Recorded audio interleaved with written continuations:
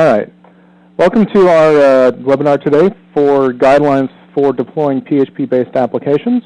Before we actually get into the content, first of all, I have to introduce myself. My name is Kevin Schrader. I'm a technology evangelist for Zen Technologies. But before we actually get into the webinar, I'd like to just take care of a couple of housekeeping things. First of all, if you're having any kind of audio difficulties or anything like that, you can type any questions you have in the chat, and Andrea will try and help you out with that. If you have any questions, there's a Q&A panel. You'll see it's in your WebEx bar. It's got a question mark in there. If you have any questions in there, do feel free to type them in, and we'll get to them as there are questions and as time allows. I'm probably going to try and wait until the end to answer any questions because this is a fairly in-depth webinar, and so I want to make sure that I have time to get through all the content that we've got prepared here.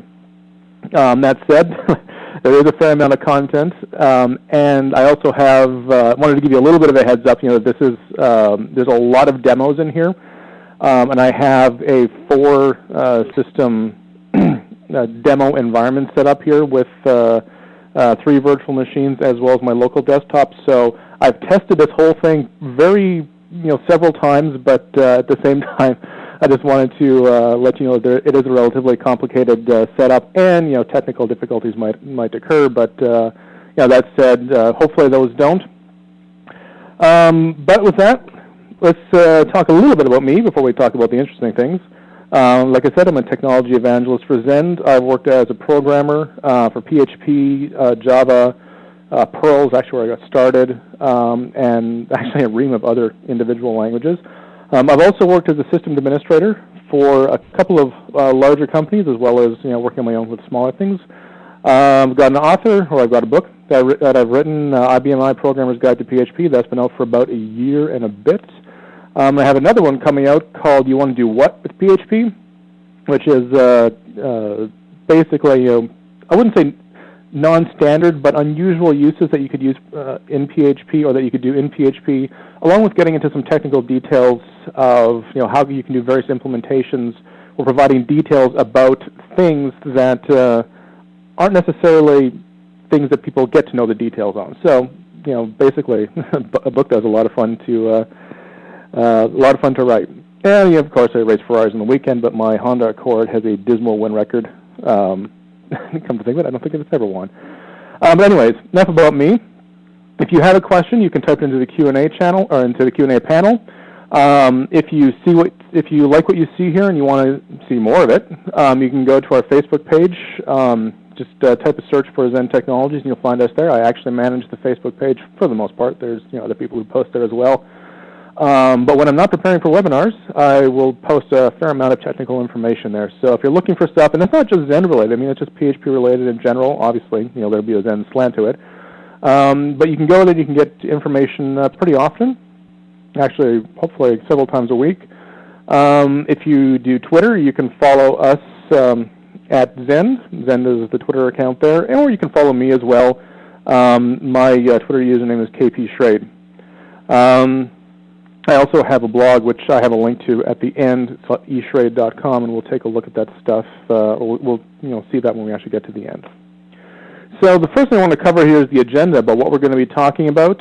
The first thing that we're going to be looking at is kind of the 4-stage deployment process. And actually, that should be development. I just noticed I have a typo on here, but that's all right. So we're going to be talking about development, testing, staging, and production. And then we're also going to talk about different mechanisms that you can use to actually deploy. So what we're trying to do here is we're trying to look at how can you make your organization more mature in the approach it takes to deployment, and that actually starts right from development all the way to production. And so we'll take a look at all those individual mechanisms there. A couple of things that we will not be talking about. Build tools. Build tools are a fairly large piece of functionality that you need to get to know. Or you don't need to, but as you can see with what we're going to be doing here, it's going to be relatively. You can see how you don't necessarily need to build tools, but in larger circumstances, you might want to use them. We're not going to talk about those just because of time, basically time and amount of content. We're also not going to be talking about database versioning as well as deployment. almost all of the things that we're going to be looking at here can have a database hook built into it. But database deployment is one of the things I wanted to, again, it's something that we would basically only be able to gloss over it.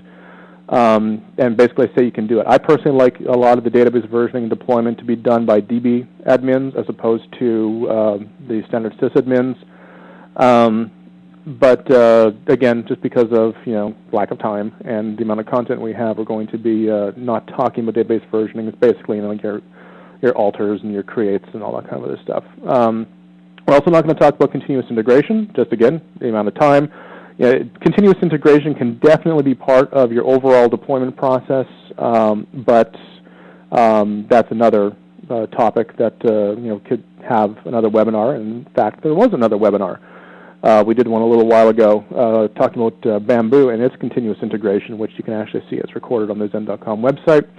I wanted to try and do MSI installs, but unfortunately, just with the amount of time to prepare and having to have a different environment set up, MSI installs weren't something that I was going to be covering. So the tools I'm going to be looking at are going to be primarily, not all Linux-based, because a lot of them do have Windows counterparts, but all the examples are going to be done using Linux. And I'm also not going to talk about test-driven development, which is something that I think is quite important to look at. But this is going to be primarily talking about the strict deployment mechanism. So we're not going to get into test-driven development as necessary as a topic as that is. There's plenty of other pieces of information out there. One of the reasons why I really wanted to do this webinar was because there's not a lot of standardized information about what deployment should look like in PHP. And so this is partially due to some input that I had received from talking with other people who are better at deployment than myself, kind of giving ideas about how deployment can be done. Some of them are ideas that I've come up with. The thing about deployment, though, is that there's no real standardized way. So what we're going to do is we're going to take a look at, like I said, the rsync subversion or source code deployment pair, and also yum and RPM, things like that. Those are 4 individual examples. They're not the way to do it. They're just ways that I think are interesting and ways that you might find as interesting as well. Another thing to note is that if you're somebody who is very experienced with deployment, this might be a little bit on the basic side for you.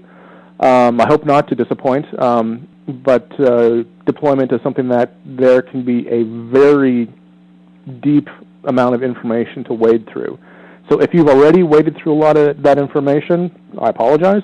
If you haven't waded through that information and are looking for some ideas, this is a really good webinar to be at. And also, too, if you have a deployment and you just want to try and validate some of the things that you've done in your deployment or in your deployment process, this is another good webinar to take a look at.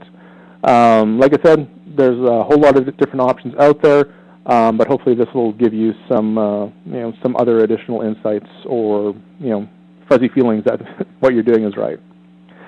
So when you're typically looking at your overall application deployment stream, you obviously start in development. You want to move into your testing and QA environments, and that can actually be a circular thing. Actually, it probably will be a circular thing, where you build out you build out in your development environment. You then test it in your testing environment. Things are found, goes back to development, things like that. So it's kind of a circular approach, or an iterative approach from that point on. Then at some point you're going to take that iterative approach, and you'll have to reach a cutoff point. That cutoff point is basically the version that you're going to be deploying to your production environment. But before you do that, you would obviously want to go through a staging environment, because that allows you to test a lot of that stuff. And we'll be getting into a little bit more detail of the individual sections here. But a lot of the places that I've been to, or that I've seen, a lot of the people I've talked to, don't necessarily have a lot of this stuff separated. They might have they'll have a development environment, obviously, because how would you build your software without a development environment? They'll have some kind of testing. That testing might be done locally on their machine, or they might actually have separate machines that people will do the testing on. There might be a staging server. It may not. There may not be a staging server. I mean, it depends on the organization. They obviously have your production, but a lot of places, the production, actual deployment, going basically from your testing over here to production is not as defined as perhaps it could be. And really what we want to do is we want to take an organization from having a low amount of development maturity, which is having your own development environments and things like that, to being able to make yourself more mature by having a testable or predictable testing environment where you can reproduce errors, and then be able to add to that maturity by being able to test and validate your overall environment and your whole deployment process, and then you want to be able to keep that application running in production, basically so that you have lots of uptime, so you don't have to worry about what happens if a server goes down, or what happens if there's a problem that's found in production. How do you roll back a problem application? And so what the real goal here is uptime, ease of use, not getting that call at 2 in the morning, unless you're the kind of person who's up at 2 in the morning. I, for myself, am usually not. So, or getting that call and they have to be in the office at 8 in the morning if you're one of the people that's up at 2. But really, the goal is to have a mature process that you can make your so that you can make your job basically as easy as possible. So the first one we're going to look at here is the development environment. Obviously, this is a place where you want to provide your developers in the environment to write their code, and you'll build out the individual application. The characteristics of a development environment is that you try to make it as similar to production as possible, though quite often it actually isn't. There was an interesting survey. I don't know if it was a survey, but it was found that a lot of people who end up who have Linux-based development environments are often building their application on Windows, which can be a bit of a problem because Windows does things a little different from Linux, and vice versa. You could be building. Usually your organization doesn't go from a Linux dev environment to a Windows production environment, but with PHP it could happen because PHP is cross-platform. So the goal is really to have it as similar to production, though it usually isn't. It's often more open from a security standpoint. It's a little bit more open. Primarily, I would say for testing, so that when you have something new that you want to try out, but you don't necessarily want to mess up some of the things that you've been working on, you'll often have a more open web server so that you can access different directories in your environment and things like that, have it in a workspace, those types of things. And it's usually going to be local to the developer. In other words, you're going to have a machine that the developer is actually working individually on. You can have a remote server that's kind of your dev server, but usually if that's going to be happening, what you'd want to do is try and keep people separate, running off of different databases, running off of different versions of the source tree. Some companies I know of a couple, or at least heard of a couple who are still kind of doing the thing. Do you IM somebody saying, "Are you working on this file?" No, good, because I'm going to be working on it. The real purpose of development is you have a environment that is separate from everybody else where you can actually work on things. And that's really quite simple. It's just having, in this case, I've got Zen Studio installed on my local machine. I have an instance of Apache running. I'm running here on, obviously, Vista. And if you're going to be deploying to IIS, I also have IIS installed on here, but Apache is what I have here because that's what I actually have in my production environment. My production environment in here is actually a virtual machine. But what you're basically doing is you have your dev environment. This is just a simple Zen framework application. And say I'm just going to be doing the whole, making a change to an application. I'm just going to go in here and I'm going to add in my view. If you're not familiar with Zen framework, that's fine. All we're doing is just creating a little example here. I'm just going to change the project. And so I make a change, stating the version number here. I'm just going to reload, and we have the version number that's changed. You'll also notice as well that I'm actually working off of a branch in my individual Subversion repository. I'm not working off of trunk. There's lots of stuff out there that you can talk about how you actually would want to set that up. So I'm just using a simplified version here. So I have my Subversion repository. It's where all my source code is done. I make my change on my local machine. I test it locally. I see that it actually comes up here. And so what I'm going to do then is I'm just going to commit it. I'm going to say ready for version 0.2. And hit OK. It commits. All right. And then we're lucky. So that's your development environment. It's just a basic local area where you can actually test and work on your code that's completely separate from whatever anybody else is doing. The next one is your testing environment. And what this usually is a non-programming environment where you want to test functionality. Non-programming environment means that you generally do not actually edit the source code in the testing environment. There might be some cases where you need to A and B something back and forth, but a testing environment is really there to test whether or not your software is actually working properly. It's not there to make changes to that actual code. If there's an issue, you write up a bug report, you document it, you put it into some kind of issue tracking software, and that way you can track how your actual progression is actually occurring. So generally your no development should occur. Testers of their own applications. Sometimes that's not something that you can help. Not every organization is able to have lots of different testers to be able to work with that. But for the most part, you want to try and have people who are not developers, people who are not familiar with the source code, to basically try and break your software. That's really what the purpose of testing. Find out all the places where it could break. Let people who are either actually going to be using it or represent people who could be using it, have them do the testing and report back to you. One of the things you might want to consider as well is to have restricted outbound networking. One of the reasons of that is that, say you're sending emails or you're making web service calls to a credit card processor or something like that. Because this is a test environment, it's quite possible that security precautions may be overlooked. And so for that reason, you might want to restrict a lot of your outbound networking, meaning that you can't make connections outside of a certain subnet or something of that nature, just to make sure that you don't accidentally send out a lot of information to people who don't want to receive it. Particularly debugging information would be good.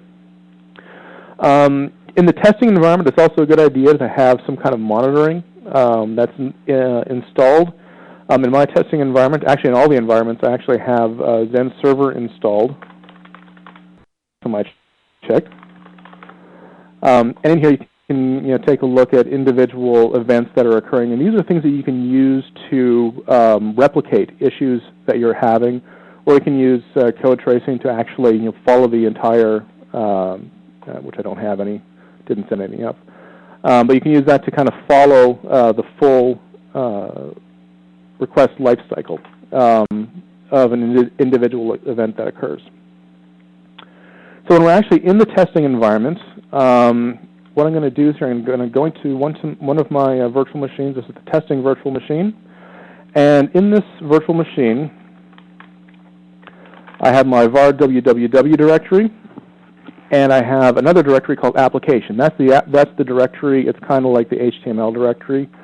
But if I'm going to be doing any kind of testing, what I want to do is I want to take the branch that I committed to. So here is the branch that I committed to. And I want to test it. So I'll remove that entire directory, and I'll just do an export.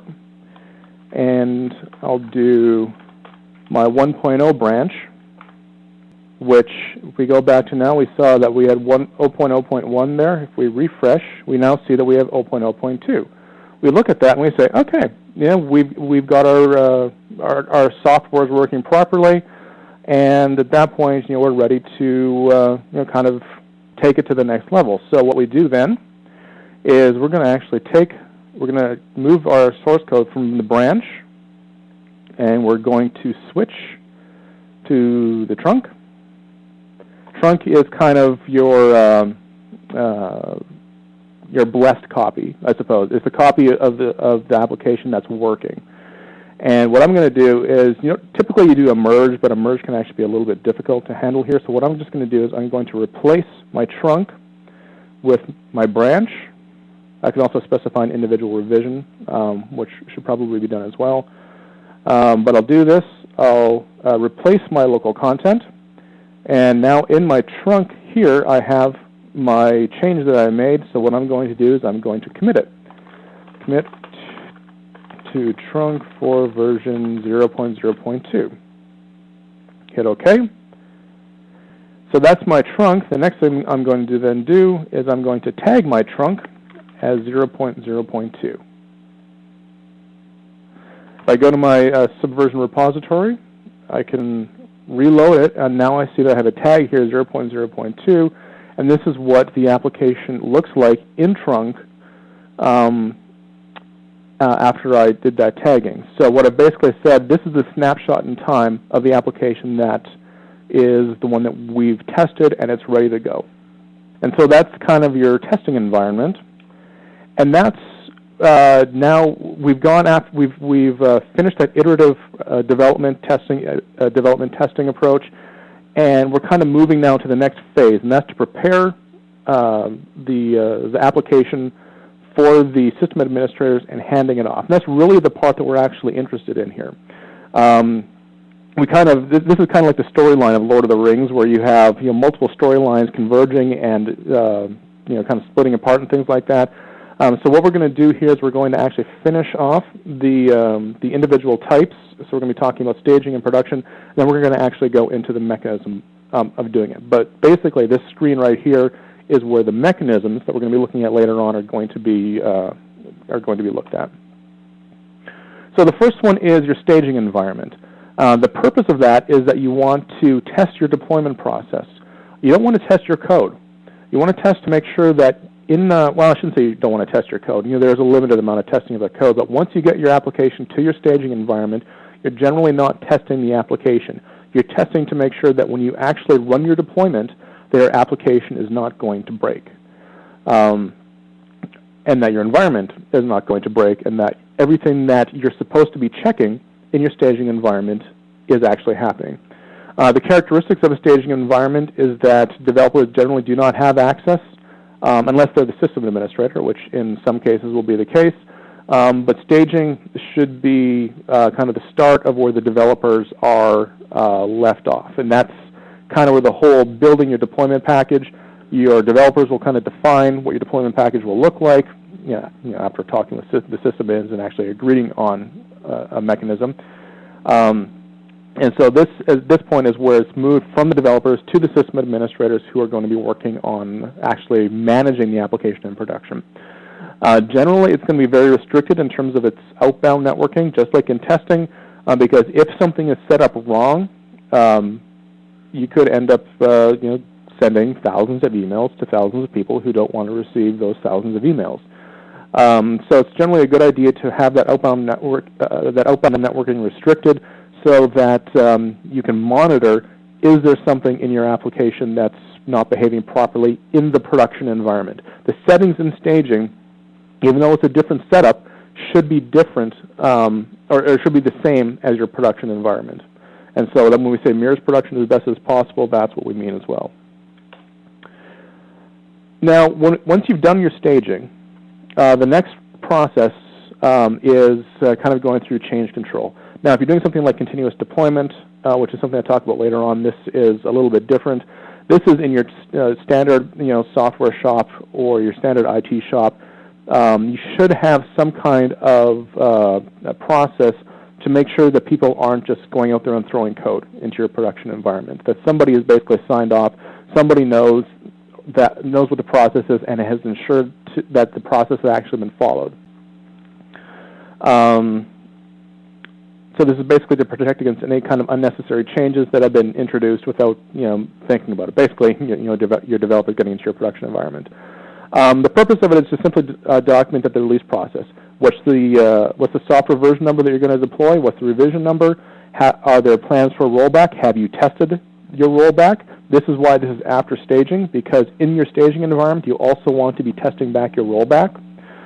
You also, excuse me, you also want to see what your expected outage time and what your customer impact is going to be over the course of that time. These are questions that need to be answered, and this is done prior to doing anything in production.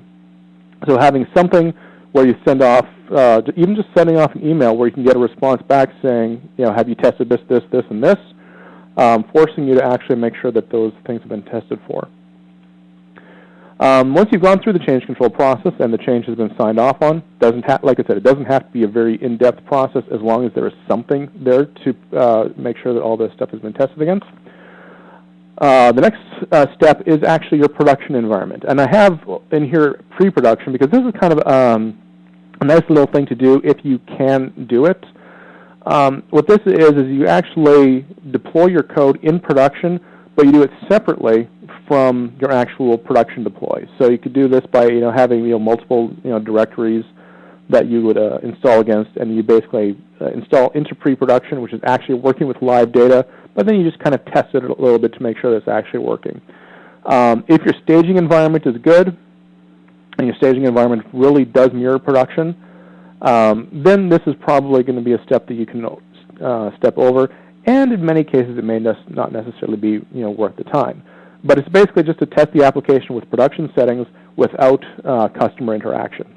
Again, just something I wanted to note here. It's not a required step, and in a lot of cases is to some degree unnecessary with a good staging environment. The last step is production, and that's where you basically want to do what it is you're going to be doing. Your characteristics are your developers do not have access because they might be tempted to fix something. Production is either deployed or it's rolled back. There is no fixing in production unless you have something that you just simply cannot work on in a staging or a testing environment. Or if it's something, I suppose, that just has to be done immediately. But usually if it's something that has to be done immediately, it's better just to shut the whole thing down, diagnose the problem, and then redeploy. That way, if there's an issue, you just say, if there's an issue you didn't test for, you just say, oh, hold on, we messed up. We're just going to back it out. It should have very limited inbound traffic. In other words, coming from very specific areas, usually coming through a load balancer or some kind of a firewall. Reason being that you don't necessarily want your outside world to know what your individual servers are. So the inbound traffic can only come from a certain place and usually only just over a certain port. Again, production, once it's deployed, you generally want to leave it. You want to monitor it. This is obviously another good place for using the Zen server monitoring and the code tracing, because then you don't have to worry as much about replicating the issue because it's actually going to be recorded in your production environment. But you basically want your production environment to be hands-off. You don't want a lot of people logging in. You basically want to deploy your application, and if everything's fine, you just kind of leave it. So those are the four steps that you would get to your production environment. So now we're going to take a little bit of a look at what you would do to your application to handle those types of situations. Or that type of a deployment. The first thing that's good is to build the application to be aware of different environments. One of the things that I've seen with people, or in some applications, is that they'll determine their environment based off of the host name or something like that. The problem with that is that it is something that can actually be forged. In some cases, it is possible to forge the host name to be different in your production environment than what it's actually supposed to be. It's tough to do and often not that doable, but it is possible in some cases.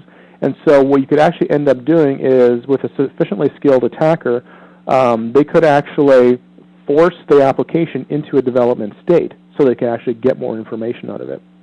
And so for that reason, I'm actually a big believer in having the environment declaring what it is. And we'll take a look at what that actually means in a second here. If we take a look at our Zen config, we're looking at Zen config ini. This is something that I really do appreciate about Zen config, is that you're able to set up kind of a base deployment or a base setting, and then have it inherit those settings off of that. So, for example, in your production environment, you don't want to have display errors turned on because you can actually give away some information about the structure of your application. But in your development environment, you want display errors turned on because you want to know if your coding is poor, basically. But at the same time, there are several things in here that are going to be pertinent regardless of where you are. For example, the class of your bootstrap here, which is this file right here. It doesn't matter if you're in production or development. That's the place. It's always going to be this bootstrap file. And so you can you define your production. It's a good idea to have your production settings, your default settings, rather than your development settings being your default settings. The reason for that is what happens if you forget to set the environment that you're in, then it'll automatically go back to your development settings, which are going to have little things like this turned on, or display exceptions, which are things that you don't want to have turned on as well. So by defaulting to your most restrictive settings in your production environment, you get to protect yourself against those types of things. Then what we do, this is a Zen framework application, but this is actually relatively minimal in terms of how you can actually, or not minimal, but you can use it in different places. Specify your application a constant based off of an environment variable.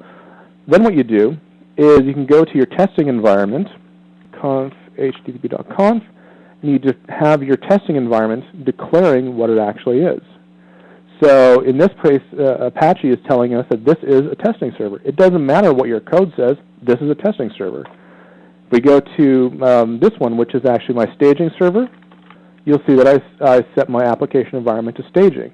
This way, if the application is running on my staging server, there is no ambiguity as to what it is. It's a staging server. And if we go into here, we see our testing environment.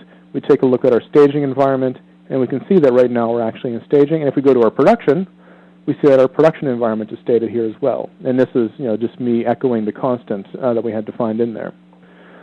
So by doing that, you simply, whichever server you're deploying in, that's the state that it's actually running in. So if you're in production and you're getting it in development, getting development settings set up, it's because your actual deployment of your application or of your server is wrong. So that's not going to change all that often. So if that happens, it's only going to happen, hopefully, that initial time. Sorry for those on VoIP who I accidentally hit my mic. So those are some of the things that you can take into consideration from your application. And I think it's a good idea to do it that way, like I said, just because calculating what environment you're in introduces some level of randomness, because something can change. If you define it as a constant based off of the server you're in, you're pretty much going to be, I shouldn't say guaranteed, but you're in a good position. So that's the application consideration. So we've now kind of gone the whole deployment route without actually talking about deployment. So let's actually talk about a couple of the individual deployment options. The first one that we're going to be looking at is rsync. I figured I'd have to touch on rsync because people would probably get mad at me and send me emails, angry emails, saying, "Why didn't you talk about rsync?" Some of the benefits about using rsync is basically that it's easy. Rsync is just designed to make sure that one server is synchronized with another one. If you're on a Linux system, it's already probably going to be installed on your system. There's a couple of drawbacks, though. By default, at least I might be wrong about this, but I think that this is true, that there's no deployment script that can be run unless you actually build it as part of your updating process, which then you're not using just rsync, you're using a whole deployment script that you have to deploy onto your application as well. So there's generally no deployment script that's going to be run. It's also not integrated in with either PHP or the OS. It's just basically, do I have files over there? Are those files the same as the ones that I have over here? So it doesn't know anything about PHP. It doesn't know anything about the OS. All it knows is about files. The other problem is that if you run into an issue in your production environment, rollbacks also require rolling back the source server that you're based off of. And that's because rsync doesn't necessarily understand versioning, because all it is just based off of diffs off of the production, off of your regular environment. It also uses xinetd. That's not under drawbacks. That's actually a separate point. And so to show you what that actually looks like, see, I'll go to my testing environment. My testing environment now is going to double as my build environment. So if we take a look at the etc rsync.d file, move this up so you can take a look. It's actually very easy to do this, which is, I think, one of the benefits of it. You set up your shares. You set up your comment.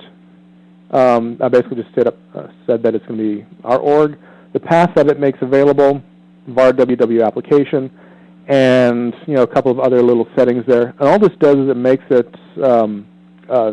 sets up rsync so it's ready to send information. So if we actually take a look at our testing environment, let me just application views scripts index. I want to make sure I have the right one here. Yep. So what I do then is actually, I'm sorry. There's one more step you need to do, and that's to actually turn on rsync on your server. You basically have this disable equals yes by default. You just set it to disable equals no. Restart xinetd, and you're pretty much ready to go. So if we go to Zen1, which is my staging environment, I have my application here, which was already deployed. If I wanted to rsync it, I would often do this by cron, although you can also run it normally. I'll do rsync vr. The V is for verbose, the R is for recursive. And testing. Testing is the name of the server that I'm going to be, is the name of the actual server. I have hosts files, kind of spread through all of these. So the name of the server, the name of the configuration option, var www application. And that's all I really need to do in order to actually synchronize, unless I do that. I just misspelled it as shares. So now what I've done is I've synchronized and checked the entire thing out. So if I go back here, I now see that my staging environment is now at version 0.0.2. But there's a problem here, because if I'm in the staging environment, one of the things I want to do is I want to test rolling back as well. So if I want to do that, what I actually need to do, rmrf, application, export. In this case, it was branches, but what I'm going to do is I'm going to actually change the tag 0.0.1. I export it. I have to go back to here, re-rsync it. Oops. Because that's not branches. Tags. There we go. Now I rsync it. And now I'm back to version 0.0.1. It's not that big of a deal in a smaller environment, but you do have to go back and forth a little bit. And so just something to note is that that's basically what your rollback mechanism is. So that's rsync. The next one that we're going to be doing is we're going to be looking at source control. A couple of the benefits of source control are, first, that it's easy. Second of all, that you should already be using it. It has versioning built into it. You can also have pre- and post-install scripts. So in other words, you can have something when you actually do the install, you can maybe do your database update or something like that. You have the options there. And it's also easy to do automatic deployments, because you can simply just run Subversion every once in a while to get the newest version. A couple of the drawbacks of using source control. The first one is, do you really want to be putting details about how you can access your source code on your production box? You can use htaccess, or you can use various Apache settings to deny access to the .svn files. But at the same time, for myself, that makes me a little bit concerned. Using it in your testing environment, absolutely. I mean, you pretty much have to. Using it in your staging environment, you could do that as well there if you wanted to. For myself, I'm just a little bit concerned about providing details on how to access the source code in production. I'm also a little bit hesitant because it requires that your source control is actually accessible from production. But at the same time, you might be in a situation where that's not that big of a deal. So what we'll do here is we'll take a quick look at how that actually can look. This is one that will depend on your individual environment, but this is one way of looking at it. So I'm on Zen 1, which means I'm in my staging environment. I'll remove my application. And what I'm going to do is, I have to type this by hand. I'm going to actually check out my source code. So it's svn, hello world. Again, you want to script this. Tags 0.0.2, and I'm going to deploy it to application. So I check it out. I go back to my staging server, and I see I'm at 0.0.2. The nice thing about this is that it's actually very easy to revert. The way or revert or roll back, because the way you can do this, I'm going to set my tag to 0.0.1, but rather than checking out, oops, I'm going to go into my application directory first. But rather than checking out, I'm just going to simply switch it. Bada bing, done. It's actually kind of nice to do. If I make my change, recommit it with the tag at 0.0.2, switch it again, I'm at 0.2. Not that bad of a situation. That's nice and easy to manage. But you do have a couple of the drawbacks here that we were talking about. So that source control is an option. The next option is actually pair. Pair, I was talking with a gentleman at Tech, and he was talking a little bit about how some people are actually using pair as a deployment mechanism, and it kind of got me thinking that there's actually some things that are quite interesting about that. First of all, pair is designed for PHP. rsync isn't designed for PHP. Subversion isn't designed for PHP. Neither is RPM.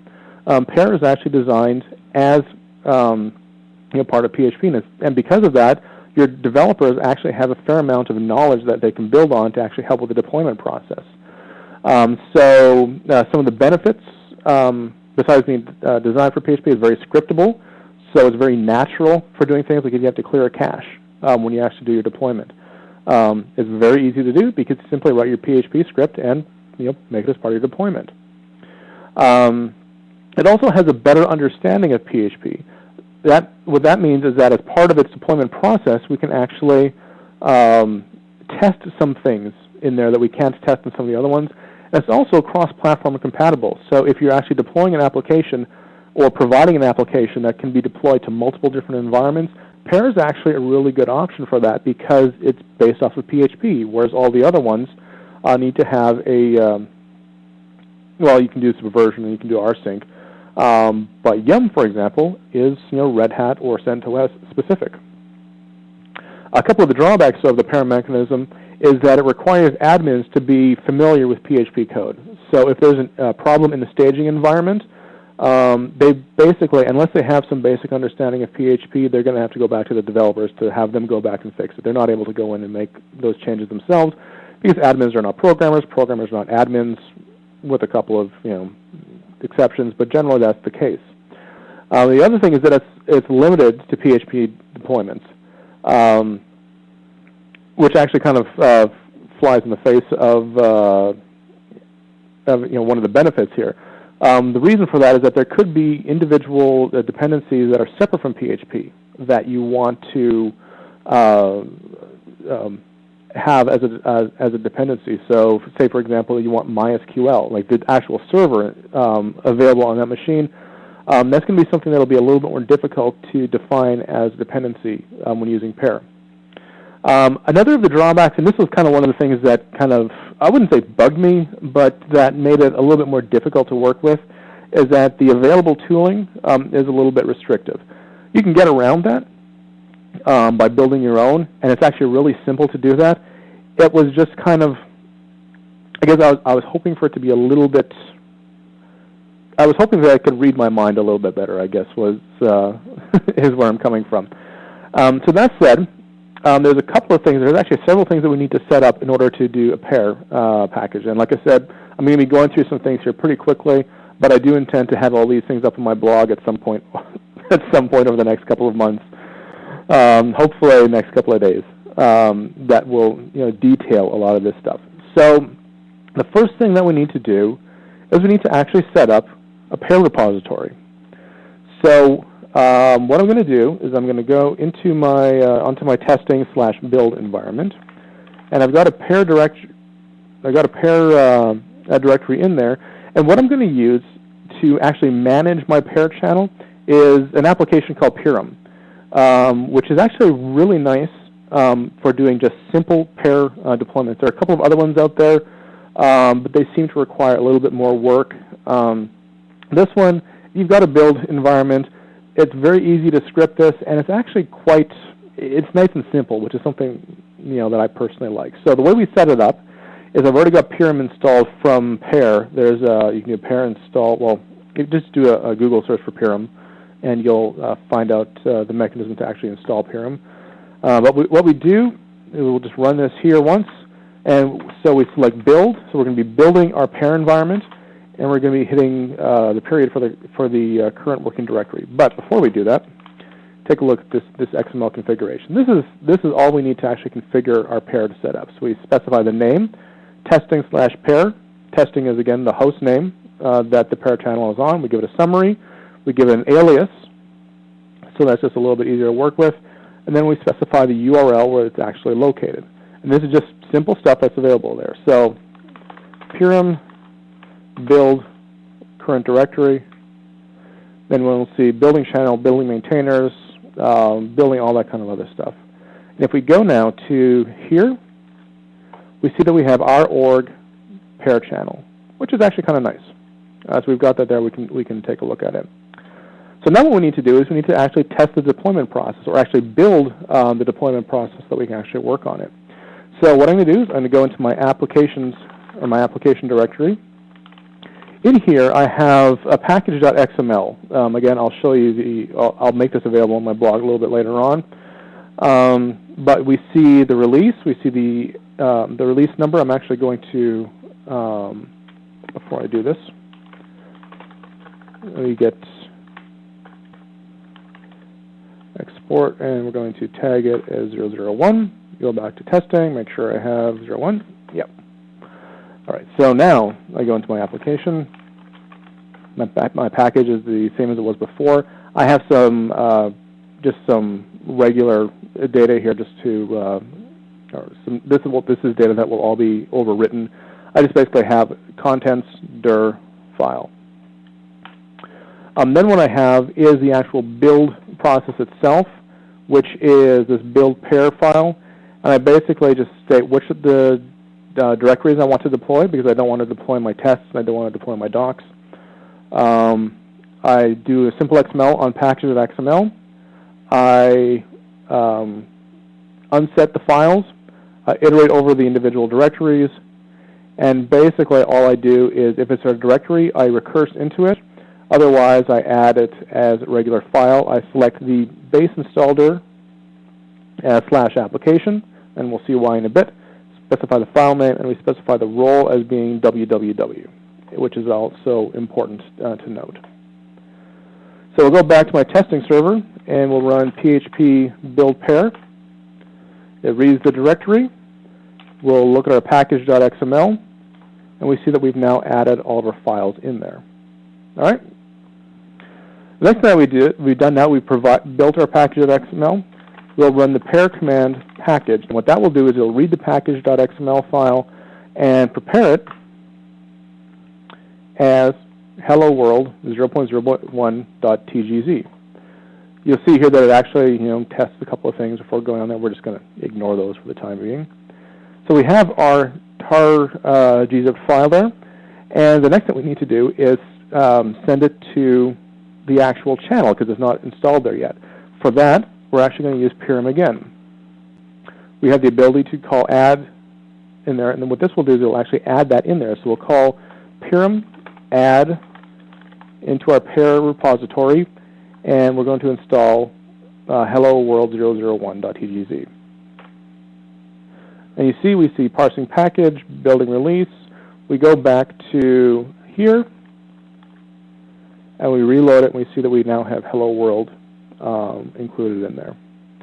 So this is our repository. The repository is set up. The next thing we need to do is we need to test it. So what we're going to do then, go to our Zen1, which is our staging environment. And first we need to do is we need to discover the pair channel. So we do pair channel discover testing, which is our URL, /pair, which is the directory that our pair channel resides in. and it discovers it. And now what I can do is I'm going to use that alias. We see here pair install hello world. Actually, if we take a look down here, install command, I can just take that, paste it in here, and if we take a look, we actually have our application installed there. Now, there's something here that's a little bit that we have to note before moving on. If we do a pair config show, what I've done here is I've done this www files directory. This is stating what the files are for our web server. It by default or defaults into the pair install directory, but I needed to change that, which is also why I defined the role here as being www. So the role here, www, matches up with this www-dir, which then states where the deployment actually is going to reside.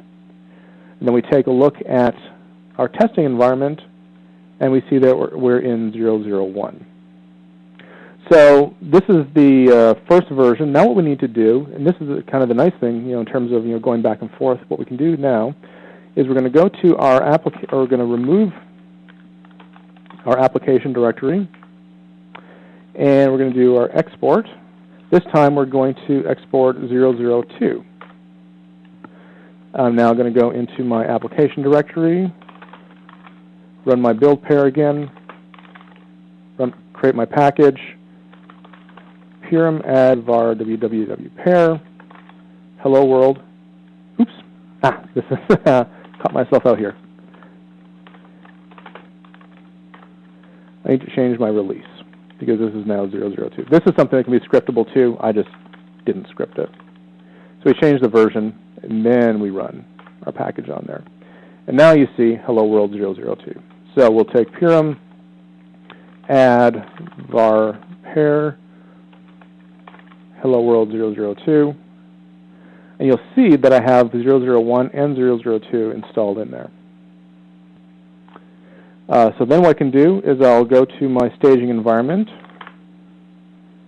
and I have to clear my cache. I think I spelled that right. Clear cache. Pair install hello world. Hello world. And now you'll see in my staging environment that I have 002. The problem with this situation, though, is that pair doesn't have a rolling back mechanism. So if we want to roll back, what we actually need to do is we need to uninstall,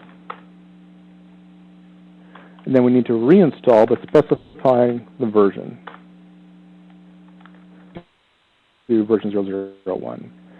Then what we can also do after that, pair upgrade, hope that it works, cross our fingers.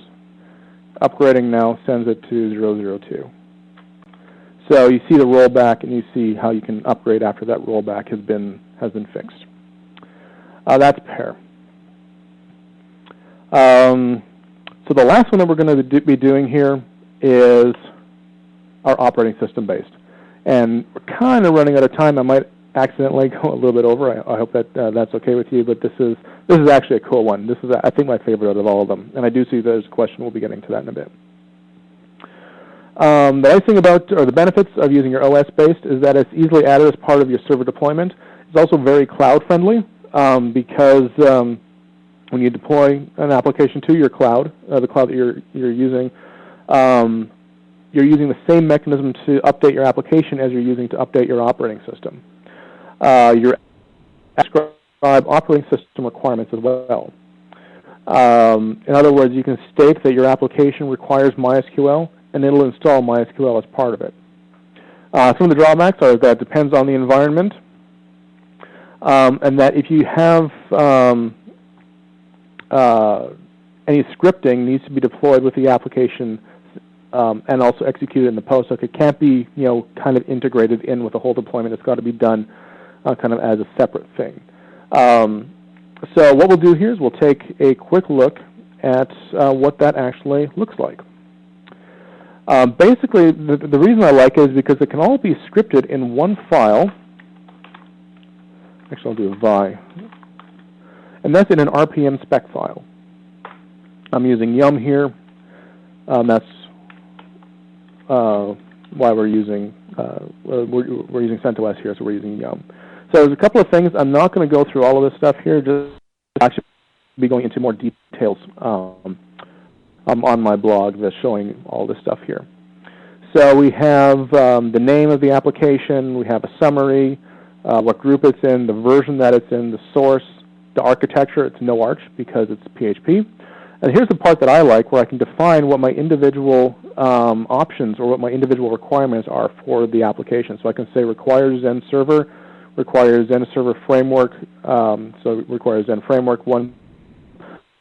I wasn't going to do it now, but when I was testing this out, I was actually able to install Zen server simply by installing my Hello World application, which was actually really kind of cool.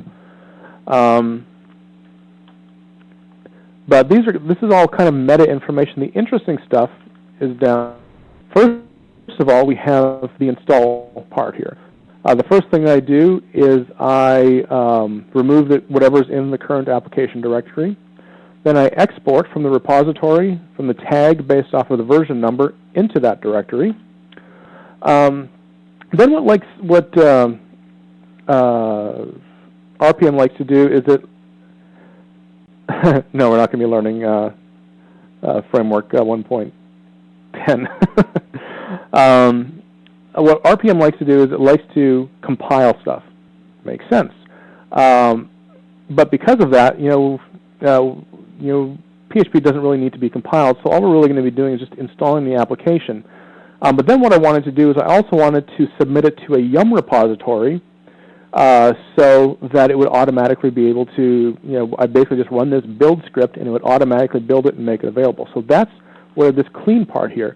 Normally when you're doing a make clean, what you're doing is you're completing, or you're removing all the compiled files and things like that. What I'm doing here, because clean is executed after the make actually doesn't occur because we haven't set it up. Because it's executed after that, we can use this as the mechanism to actually build out our repository. So the first thing that we do is we make the dir var ww repos/noarch, which is where our repository goes.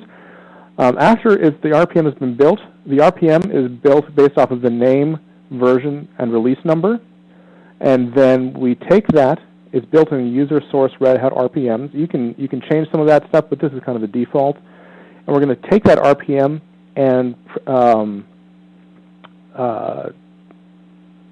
put it into the noarch directory, and then we're going to call this little program here, create repo.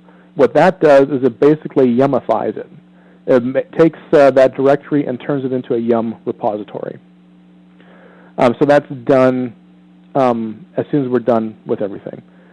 Then we have this file section. These are all actually macros: build, install, clean. Those are all actually macros that do a couple of other things as well.